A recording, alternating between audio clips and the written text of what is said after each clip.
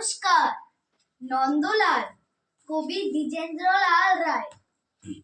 নন্দলাল তো একদা একটা করিল ভীষণ পণ, স্বদেশের তরে যা করি হোক, রাখিবেই সে জীবন। সকলে বলিল আহা করো কি নন্দলাল। নন্দ বলিল বসিয়া বসিয়া রহিব কি চিরকাল। আমি না করিলে কে করিবে আর উদ্ধার এই দেশ। তখন সকলে বলিল বাহবা বাহবা বাহবা বেশ।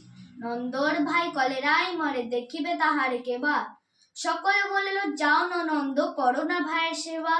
নন্দ বলিল ভাইয়ের জন্য জীবনটা যদি দেই, না হয় দিলাম, কিন্তু অভাগা দেশের হইবে কি। বাচ্চাটা আমার অতি দরকার, ভেবে দেখি চারিদিক। তখন সকলে বলল হা হা হা, তা বটে ঠিক। নন্দ একদা হঠাৎ একটা কাগজ করিল বাহির, পালি দিয়ে সবে গদ্যে পদ্যে বিদ্যা করিল জাহির। পড়িল ধন্য দেশের জন্য নন্দ খাটিয়া খুন, লিখে যেত তার দ্বিগুণ, ঘুমায় খায় তার 10 গুণ। খাইতে ধরিল